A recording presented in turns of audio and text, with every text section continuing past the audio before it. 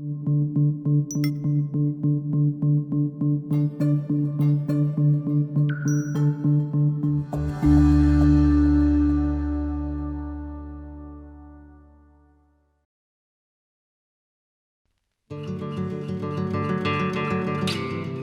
by day, little by little, we write the story of our lives. Join author Joe Alsh on a walk down memory lane with tenacious humans who didn't let their circumstances dictate their life and what they could become. Welcome to the Lemon Tree Memoirs of Courage podcast. Hi, welcome to the Lemon Tree Memoirs of Courage. We have an awesome guest today. She is a dear friend of mine, Julie Plagens. She is the author of Estranged. It's just been released on Amazon, and we're going to talk about her book. It's an amazing book about family, and I'm just going to go ahead and get started and ask you questions. Thank you for being here. Thank you. Julie, why did you write the book Estranged? Well, Joe, first of all, I want to say thank you for letting me be here today with you. It's a real honor and pleasure to do this.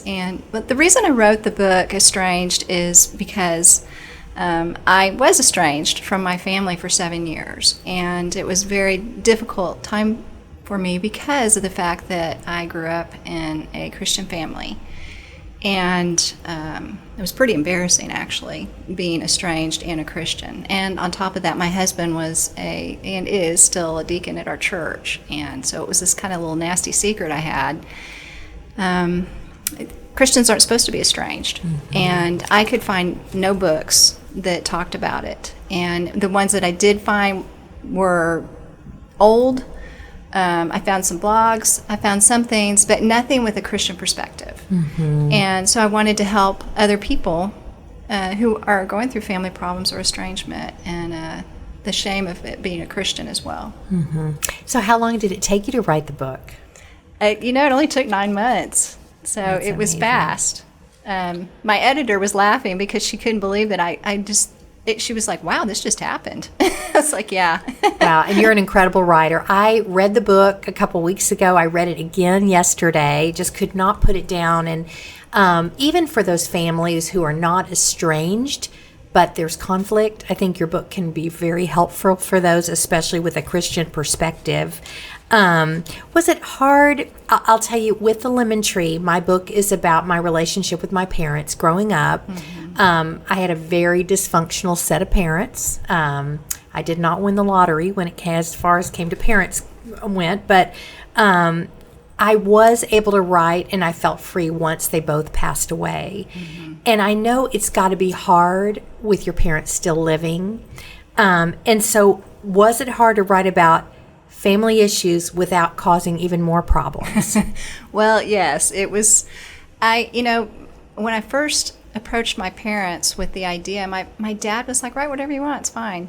And my mom was like, ooh, wow. But she said, okay. And so when I told my sisters, one of them was like, you're going to cause another family estrangement. No, don't do it. And so I was like, okay, just give me a chance. And I had to tread lightly, and I let everybody in the family read the book before I published it. So, yeah, it was hard. It was hard dancing around all the subjects, but still hitting them. So tell me about your childhood, your family as a child. Well, I have a very unique childhood in that my parents were, they had a restaurant. My dad was 23 when he took over it was actually my grandfather who had the restaurant called the Italian Village, and it started in the 40s. And in the 60s, my dad was around 23 years old in 1965. And my grandfather went on vacation and had just gotten married to his second wife and left my dad in charge. And so while he was gone, my dad decided, without permission, to spend a bunch of money and turn one part of the restaurant into a nightclub. Wow. So while he was gone, my dad created Gringos, and it was the very first nightclub in Texas. And so when my grandfather came back and came to, wanted to check on the restaurant, see how everything was going, my dad was like, well, let's go home first. And my grandfather was like, no, I want to go see the restaurant.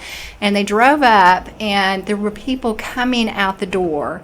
And my grandfather was like, "What did you do?" And so he couldn't say much because it was an overnight success. So at 23, my dad was running, he just gave him the restaurant. So he was running a nightclub, a bar, and a restaurant. And my dad discovered lots of acts that were going between Vegas and Dallas. And he was very integral in constantly being in Las Vegas to stay connected with that world. So my parents lived a pretty fast life. And we grew up in a huge house in Highland Park. For those of you that don't live in Dallas, it's the place to be. It's kind of like the Beverly Hills of Dallas. Mm-hmm. And so I grew up, I thought everybody had a huge house and had all the things I had. But that was not the case. My dad, he was not, after about 10 years of living in the fast lane, he and my mom were not getting along at all. And he decided that, one night he just, after the restaurant closed, he got down on his knees and prayed and asked God, if there is a God, then where are you? And why am I here? And it wasn't too long after that, it was a week or two later, that he went to Channel 39 to make a commercial, because he was making commercials quite often for the restaurant. And so the Channel 39 had just turned over to Christian programming, and Pat Robertson had bought the station, and so Pat Robertson and Ben Kinchlow were there at the time. And my dad got kind of smart and said something like, well, hey, you want to just pray before the commercial? And everybody was like, sure, let's pray. And so they all put down their hands and grabbed each other's hands and just said, okay, let's pray. And my dad felt this electric feeling go through his arms, and just a warm feeling go through his body, and something happened. And so after that encounter, he talked with the manager of the station, and he ended up leading my dad to the Lord. And then Pat Robertson ended up mentoring my father, and Ben Kinchlow. So yeah, that was my childhood. Wow. So he closed the bar. Well, what happened was Pat Robertson went into the restaurant one day and said, Sam, you still got liquor in the restaurant. Why don't this is kind of ruining your witness. And my dad was like, witness? I'm just trying to make a living. And he said, well, will you pray about it? And so Pat Robertson asked you to pray for something. Right. You kind of have to pray. So it was that night, and he went from table to table in the bar, and he was hearing all sorts of horrible conversations, and he just decided on a whim, he stood up on a chair and said, the bar's closed. Go home. And people thought he was crazy. I mean, he was really big in society, and all the news channels caught it, and we were on the news for a good week. And my grandparents were horrified and told him to put the liquor back in, and my dad wouldn't. And so my grandparents disowned my parents, my dad specifically. So that was an embarrassment for them. It was a horrible embarrassment for the whole family. So what was it like growing up in your family before God, and then now your father's become a Christian and doesn't want alcohol, doesn't want to have a restaurant and bar anymore? So take us to where your life was after that. Well, before God, my parents were just gone all the time. And, we had three nannies, we had a laundry maid, a cook, and I think a house cleaner that came to our house. So I saw them more than I saw my parents. And after God, everything went upside down. My parents were home all the time. My mom was crying because the house, was now going to have to be sold. And they ended up shutting down the restaurant, and my dad had no job, and he took a janitor position at our church and started all over. Wow. So it went from not spending time with my family at all to being with them all the time, because we all went to the same church and school. Everything was together, so we were in the car all the time together. So it really helped our family kind of start bonding. So I know you've written Estranged, and it sounds like just a crazy childhood, but your father became a Christian, you went to church. So when did this anger happen? What happened to change you in your personal life? Well, I had, even as a child, I had these expectations that, after my dad was the janitor for a year, he ended up being the business manager of the church, and eventually moved into associate pastor role when I was about 6th grade. And I think my parents were really thrust into the ministry without a lot of time to prepare. They went straight from the restaurant business to, working in a church, and my dad didn't really, they didn't do a lot of, you couldn't listen to podcasts on parenting or, pull up a blog. Mm-hmm. And I think my parents, they didn't have the training growing up from their parents because they were not believers. And I think my parents were just so busy trying to make a living that they were kind of muddling along in the parenting. And it was probably at about that age, 4th to 6th grade, I really started becoming angry, because it went from I could do anything I wanted to it went really severe. And mm-hmm. my parents didn't know how to balance the whole family interaction. They just were like, don't mess up. We can't afford for you to mess up. Just, you need to do everything we say and no back talk. Well, and like us, we were at the church every time the doors opened. Yeah. We always sat on the second row. We could not talk to each other. We couldn't sit by each other. We had to sit between adults. Yep. And, ours was a different life at home, too. And it's very confusing for a child because you do, want that relationship. You see that community, but mm-hmm. something is wrong. And something's not right, but you don't know, you can't explain it. So what was your relationship with your parents like once you got married? Well, I thought that once I got married that the relationship would change, and it would not be a parent-child relationship, but more of an equal adult relationship. And that transition really did not happen. And it still felt like I was their child, and I was supposed to obey them every time they asked me to do something. And I had a husband, and I had 2 children, and then I had my parents pulling on me with whatever they wanted me to do. And I felt like I was submitting to 3 people, my mom, my dad, and my husband. And that kind of pulled me in a lot of different directions. Mm-hmm. And I know you got sick. And tell me about that and how old you were when you started getting sick.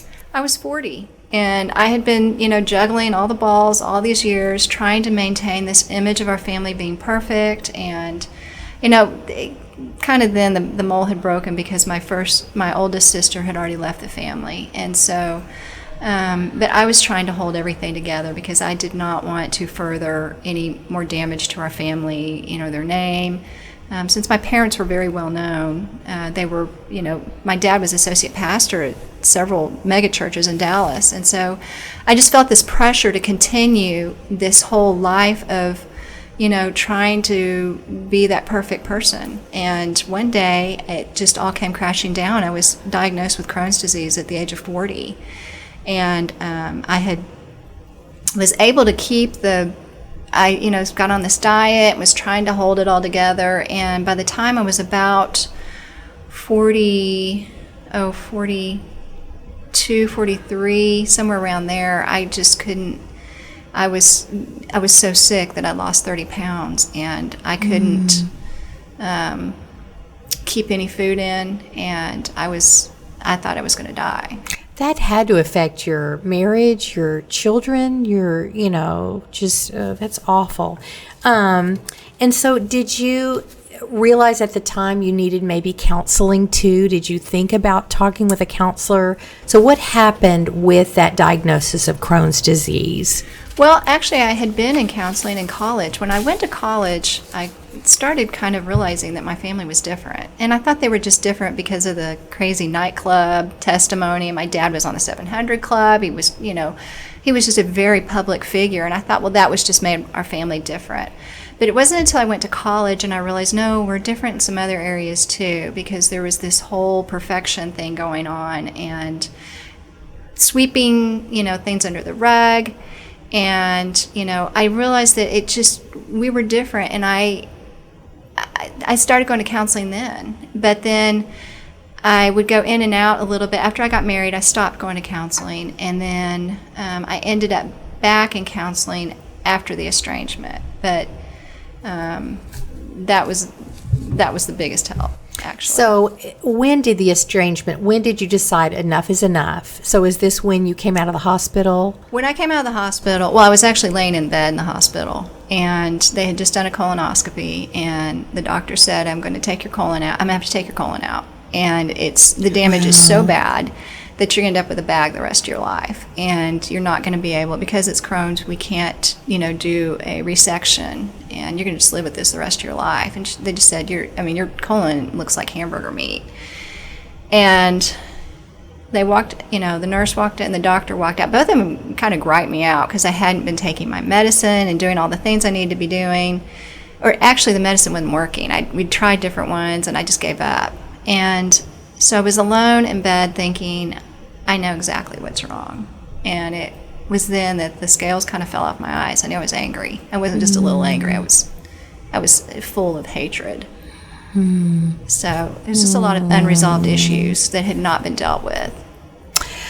Well, I know that you have rekindled that relationship with your parents, and tell the audience about your dreams. In the book, it's just amazing, the story with your dreams. So can you share a little bit about that? Sure. Well, it started, I had been estranged for 7 years, and I was tired of it. And I thought when we had that last conversation, I thought, well, maybe I'll be estranged for a year or two till I can get, kind of everybody calms down, and I'll go back in the family. The thing about estrangement is once you walk away, you do not have control any longer. And it is pretty much, the gulf is so wide that there's so much damage done. There was a lot of retribution. There was no way I was going to be able to come back. And I thought for sure I could come back at one point after counseling. And finally my heart just hardened. I realized that I was not going to come back. And then God really worked on me with a few issues in my own family with my kids. And it was coming on Christmas, and it was 2016. And I was tired of explaining to my friends that I was not seeing one side of my family for Christmas. Everybody always asks you, where are you going? What are you doing? And I had this gaping hole of not seeing one side of the family, and it was hard to maneuver around the conversation. And finally I just was like, okay, God, I feel like, my husband and I'd started talking, and we felt like God was calling me back, but there was no way we were going to call and apologize because we didn't think we'd done anything wrong. And so 2017, it was the first week in January, I decided to fast for 2 days. And so God had kept prompting me to fast through the whole 7 years. And I was like, what is going to help to fast and starve myself? How is that going to help anything? Because I'd been praying all along, and God just kept saying, you need to fast. So I took those 2 days, and I fasted on a Tuesday and a Wednesday.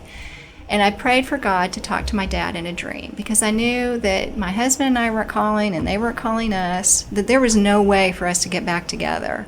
And I just prayed that God would talk to my dad in a dream. And actually, I prayed that there would be like a hellfire and brimstone dream. But God did answer my prayer. My dad called on Friday, and he had a dream, I think, that Thursday night. Wow. And he woke my mom up in the middle of the night and said, Julie's coming home. And he said, I saw her at the dinner table eating dinner with us. And my mom was like, yeah, right, whatever, go back to sleep, honey. He called Friday. So I fasted on a Tuesday and a Wednesday, and my dad called on Friday. What I found out months later is my sister, Laura, who I wasn't talking to very much, she had been fasting as well at the same exact time I was. And God did talk to my dad in a dream. It wasn't the fire and brimstone dream that I was hoping for, but he got through. And my dad called my husband, and he asked him to come down and talk to him. And my dad went down and talked to him. It didn't tell me. And they talked. There wasn't any apologies, but it was kind of an olive branch. And so my husband took about 24 hours, and the next day, that Saturday night, he told me. And I was like, what? You didn't tell me that you went down to see my parents. And I was so excited. And then I was like, well, did they apologize? And he was like, well, no. And I was mad. So I was angry. That's the thing, with my mother. she never apologized. She never saw that she did anything wrong. And I had to learn to forgive her and understand, nobody says, you know what, I'm going to be a crappy parent. I'm just going to, I don't care what they do. Your parents, I know my mother was not poor, she wasn't intentional to hurt us. I don't think people plan to do that. I think they're human beings. We all make mistakes. We all have shortcomings. And there was something I read in your book about, I thought I'd put it down, but just about generations ago, that you never know what kind of childhood your mother had or your father had. That's so right. And what we want to do as Christians, as mothers, we want to break that cycle. The cycle that we had, we don't want to continue that cycle. So I know you've forgiven your parents. And how hard was it? First, they never apologized. They did eventually. Okay, that's good. It took my dad probably a year. My mom apologized a lot sooner. And it wasn't just one-sided. I had a few apologies I had to make, too. I'd done some things that I should not have done.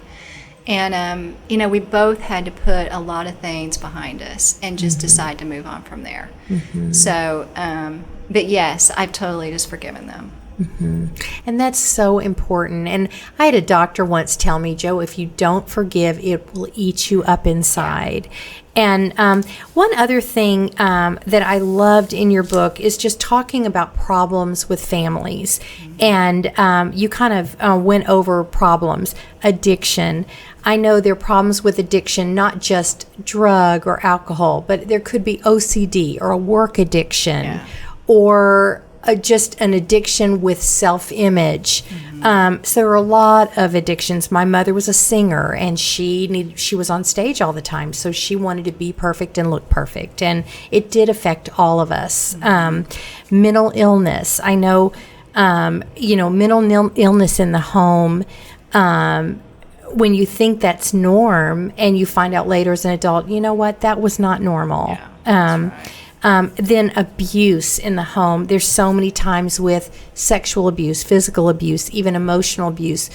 You don't want to talk about it. You're embarrassed. And, I remember as a little girl, I would go to friends' houses and I'm like, wow, it's so nice here and fun. And they have toys and they get to play. And,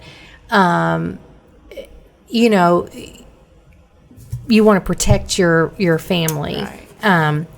Then economic control. Now, you grew up in Highland Park and saw all that money. I grew up in New Orleans and everybody was poor. So I never had that financial stress of having other people have more than I had. I didn't know the difference. But even holiday stress, you talk about in the book about holiday stress. And I know that adult children of divorced parents, sometimes they have 4 sets of parents, and every grandparent wants to see the grandchildren. And is that really fair to those new adult parents, And then people pleasing. And one thing you wrote in the book, and I am a people pleaser. I'm getting better. Amen. But it is hard. And one thing you write about people pleasing, the root of people pleasing is a fear of rejection or a fear of failure.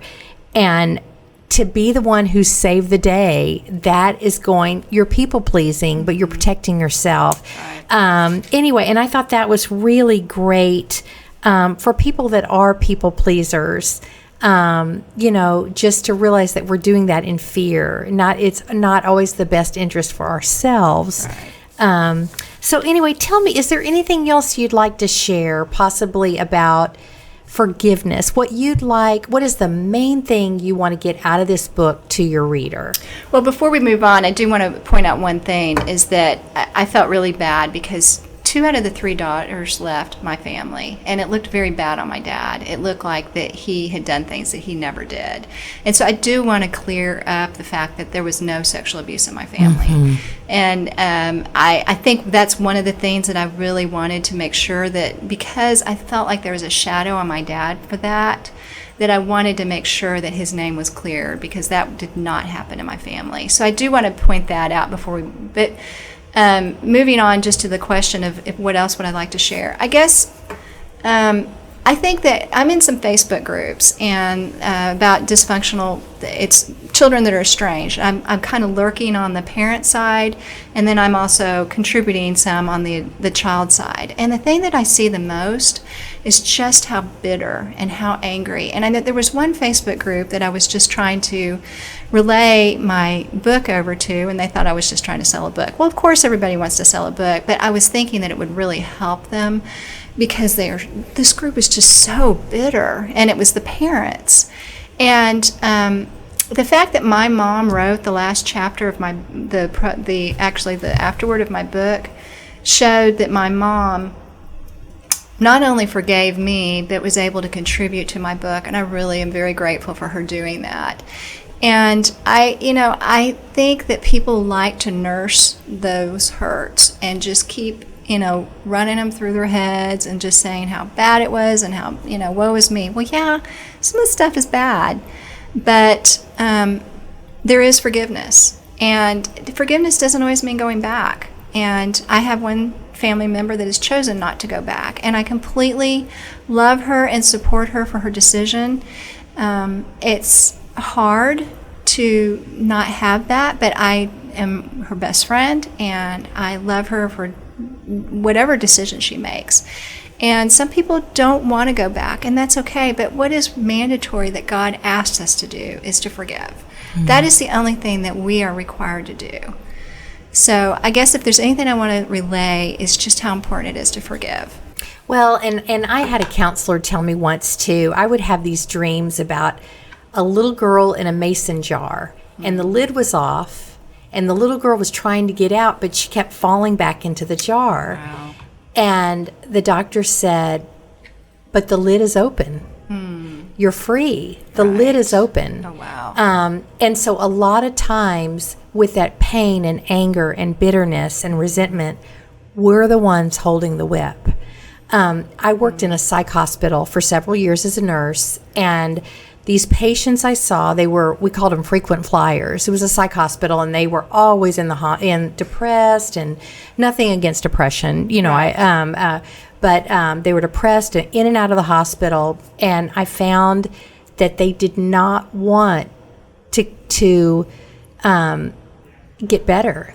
They loved living in that pain. Right. And there is so much more to life. Yeah. And as Christians, we do need to forgive and love one another, and that's what your book is about. It's just amazing, and I hope that people will buy it on Amazon.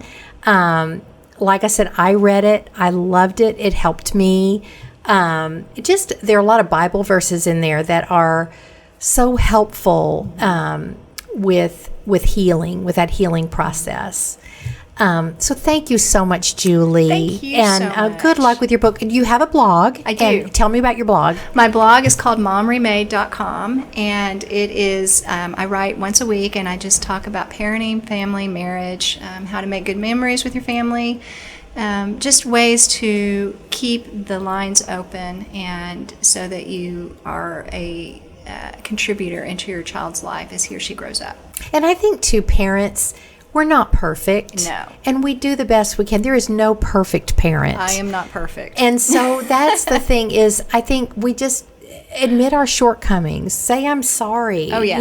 I could have done this better. Or, yeah. But just, I encourage the audience to get the book, read the book. You will learn from it and grow from it. And thank you so much, Julie, again. Thank you, Joe. Appreciate it. Thank you.